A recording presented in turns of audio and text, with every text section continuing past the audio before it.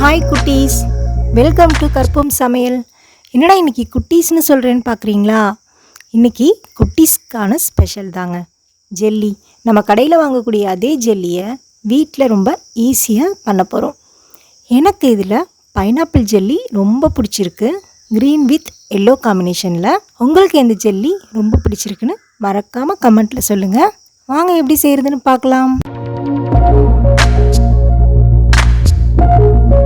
Jelly செய்கிறதுக்கு கடற்பாசி தேவை. கடற்பாசி இப்படி தான் இருக்கும்.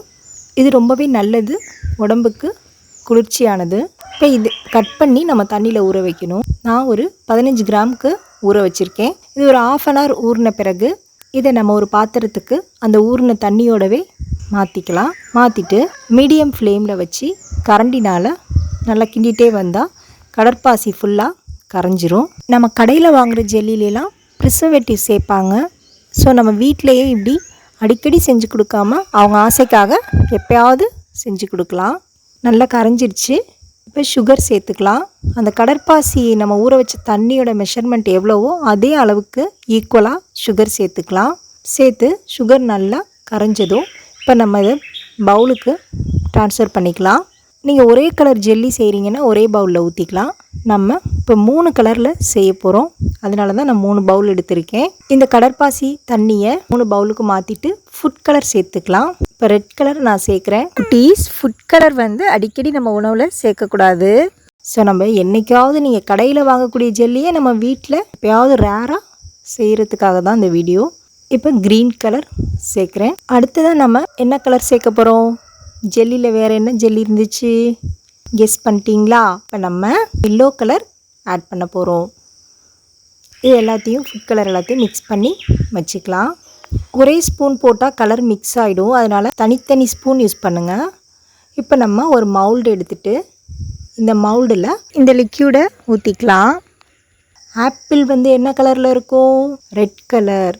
அதனால் நான் ஆப்பிளுக்கு ரெட் கலர் கொடுத்துட்டேன். அப்புறம் அந்த ரவுண்ட் ஷேப் இருக்கு இல்லையா, அதில் கொஞ்சமாக ஒரு லேயருக்கு ரெட்டு ஊற்றிட்டு அடுத்தது வேறு கலர் ஊற்றலான்னு வச்சுருக்கேன். கிரேப்ஸ் பர்பிள் கலர் இல்லை அப்படிங்கிறதுனால நான் க்ரீன் ஊற்றிருக்கேன். இது பனானா மவுல்டுக்கு எல்லோ. நம்ம இதை ஃப்ரிட்ஜிலலாம் வைக்கவே வேண்டியதில்லை, ஏன்னா நான் இப்போ ஊற்றிட்டு இருக்கும் போதே அது கொஞ்சம் கெட்டியாக ஜெல்லி வர ஆரம்பிச்சிருச்சு.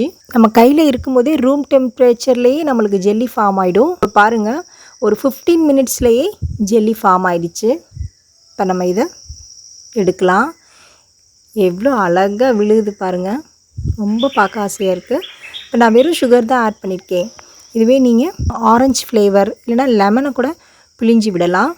வெனிலா எசன்ஸ், இதெல்லாம் என்ன எசன்ஸ் தேவையோ சேர்க்கலாம். இல்லை மவுல்டு இல்லைன்னாலுமே டானிக் கேப் இருக்கும்ல, மெஷர்மெண்ட் கேப் இருக்கும், ஸ்பூன்ஸில் இருக்கும். என்ன டிசைனில் வேணுமோ அந்த டிசைனில் நம்ம ஜெல்லி செஞ்சிடலாம்.